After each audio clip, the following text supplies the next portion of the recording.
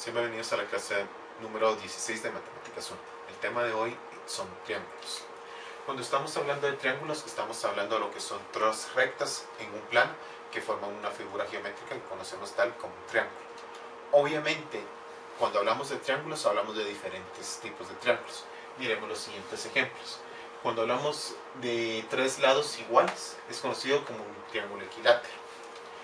Cuando hablamos de dos lados iguales y uno desigual, hablamos de un triángulo isósceles. Dense cuenta, dos lados iguales y uno diferente.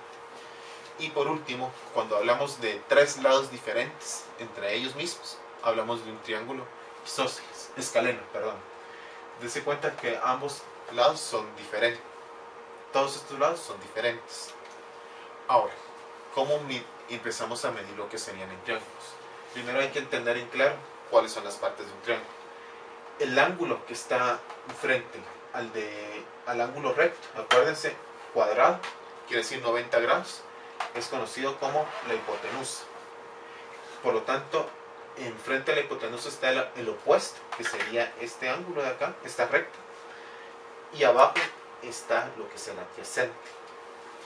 Entonces sería hipotenusa, opuesto, adyacente. Según el tipo de ángulo que tenga el triángulo, vamos a hablar de lo que serían triángulos oblicuángulos. El triángulo oblicuángulo se divide en dos: el obtusángulo y el obtucángulo. El triángulo obtusángulo lo que quiere decir que tiene un ángulo interior mayor a 90 grados. Y el obtusángulo, acutángulo, tienen todos sus lados menores a 90 grados. Si yo quiero sacar la altura de un triángulo, debo hacer lo siguiente.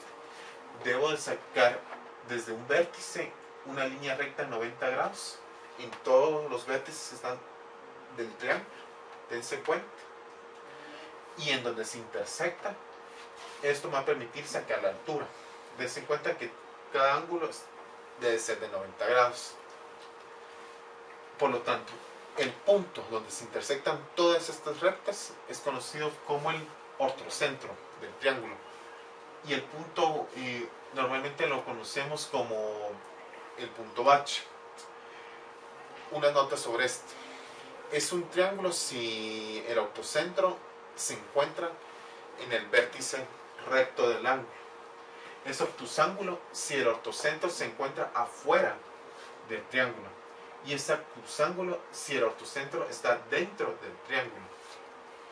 Por lo tanto, ¿cómo sacamos una bisectriz? Esto es muy fácil. Hay varias formas de poderlo hacer, pero la más común es hacer lo siguiente. Con un compás en un vértice, acuérdense que el vértice es donde se juntan dos rectas del triángulo, ponemos y hacemos una línea. Esta está graficada a través de un compás. De este punto sacamos otra línea, que sería esta que se forma acá, y de este punto, con el compás, otra línea, que es la que se forma acá.